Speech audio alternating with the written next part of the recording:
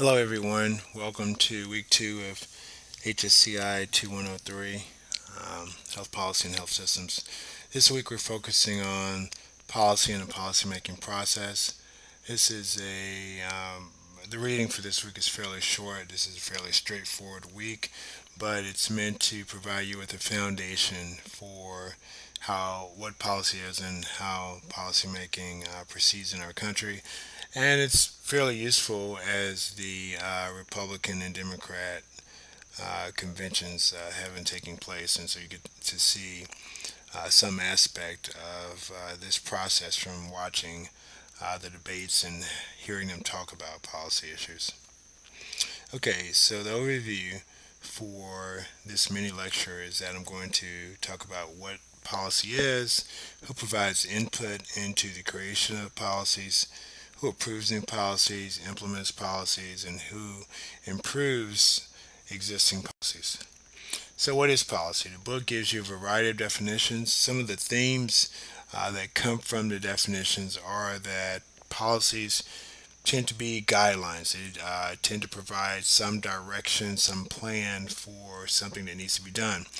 As you saw in the reading, policy can be private or public. Most of the time in this course, we're talking about public policy, but there may be times when we're discussing hospital policy, or maybe you're using some example that's focused on hospitals policy, which would be private policy for a hospital, of course. Now, these guidelines tend to be action oriented. They often encourage some type of behavior. So, if you look at the individual mandate of the Affordable Care Act, the purpose is for people to behave in some way. So, we say to people, we want you to purchase insurance, and if you don't, there's a penalty. So, there's an incentive for them to go out and actually purchase insurance. And the goal is to increase the number of people who are insured. So the policy has a clear plan, it's an action that it wants to encourage, and it has a goal that it's trying to achieve. And policies usually involve some authority. So someone is telling you what to do, just as a parent would set out some rules for how a child should behave in a house. Leaders are tasked with setting rules for private and public organizations. So authority is always involved in policymaking, because policymaking is all about creating a certain type of environment in which people should act and behave in a certain way. Who provides input? On the private side, often leaders will come up with their own policies.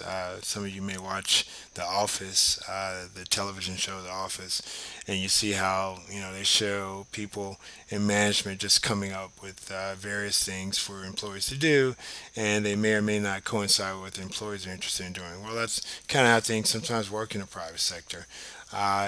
Sometimes constituents come up with things too. Good employers, let's say like Whole Foods, for example, or any company that's really innovative. Google is a good one.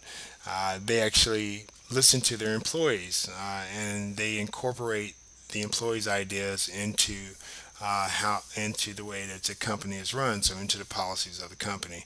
Shareholders, especially for publicly traded companies, often have quite a bit of say in terms of how the company is run, and the various approaches that are used for the company going about its day-to-day operations, or the goals that the company has, and so on. All right, on the public side, well, it's mainly citizens. Citizens in various forms, either as individuals or organized into groups. Sometimes citizens are paid, right, to actually provide input, and those are lobbyists. In both cases, just remember that strength comes from numbers. So the more people you have supporting a particular policy, whether in the private or public sector, the more likely the policy is to be implemented. Or if people have some other source of power, money sometimes, some type of status may matter. so that people are willing to listen to you more, then these things can actually be persuasive, and your input will be stronger in that way. A good example is AARP that has strength in numbers from all the retired people out there who vote, so politicians tend to listen to them. Okay, so who approves new policies? Well, mainly, some type of leadership does. In the private sector, that tends to be the company leaders or corporate officers. In the public sector, it's usually going to be members of Congress, right? Because those are our designated leaders. Those are the people we've elected to hear our input and then decide whether or not that input should be translated into new policies. And in your reading, you saw how a bill becomes law. You also had some additional reading beyond the textbook on that. So take a look at that reading. Take a look at the old How a Bill Becomes a Law cartoon, and just remind yourself of how this process proceeds. If you want to check the status of any bill, you can go to thomas.gov. It's a great resource we have in this country where you can see the status of any bill that's been introduced in Congress and figure out whether it's in a committee or whether it's become a law or it's just maybe stuck in a committee and never was moved and never brought to the floor. All right. Just remember, as the book points out, Congress gets work done in committees. So these committees do matter. There's something called a conference report that arises from committees, and or sometimes it may have a different title, either committee reports or conference reports. And these reports really are the bread and butter of what's going on in Congress when they're actually doing something beyond engaging in rhetoric for the public. So this is where they really do their work and they record what they're doing and what they're debating about, and you can get a good sense of what's going to be in the policies and why certain things are in policies. All right, Congress gets help from lots of experts, as you all know.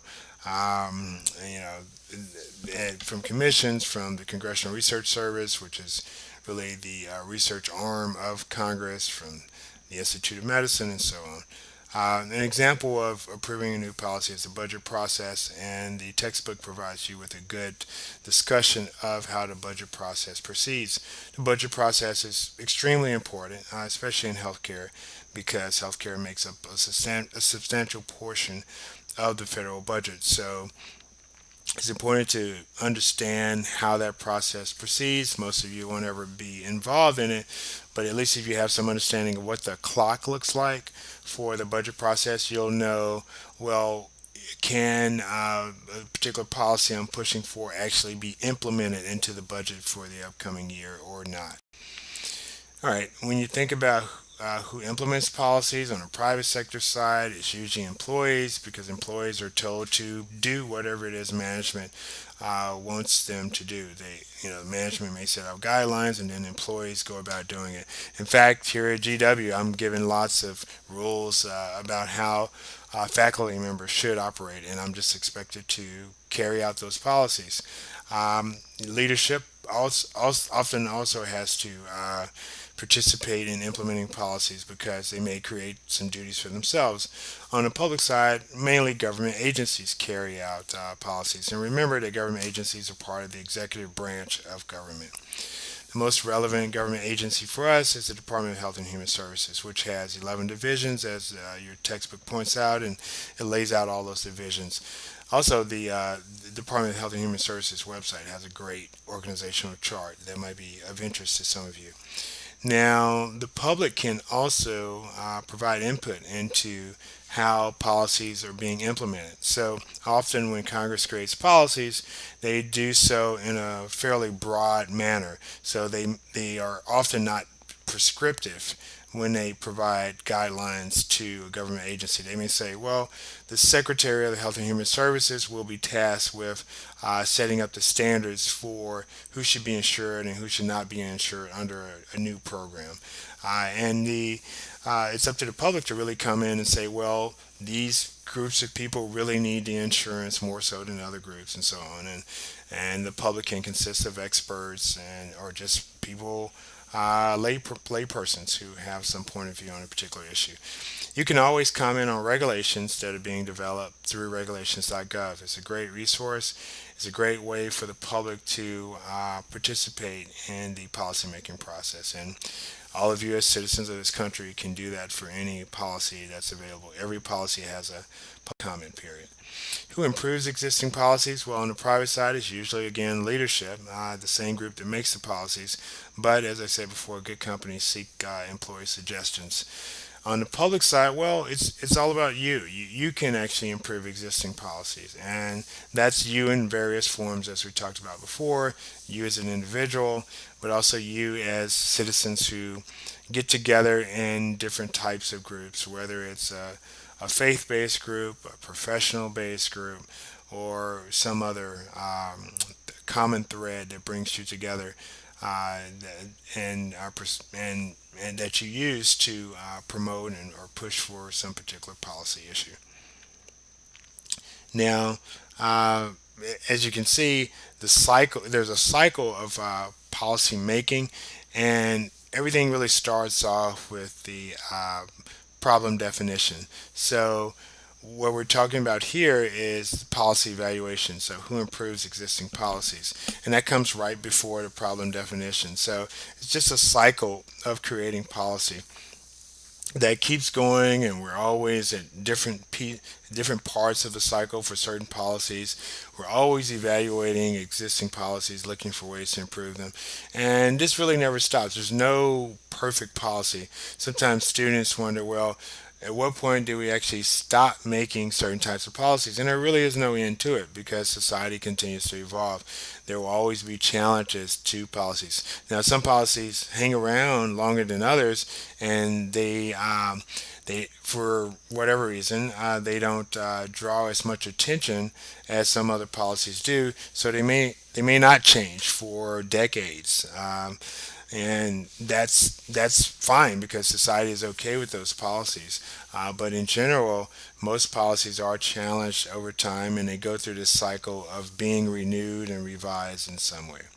Okay, so that's the lecture for this week. I look forward to your hearing more about your ideas and reading more about your ideas. Sorry, in the discussion section. Have a good week.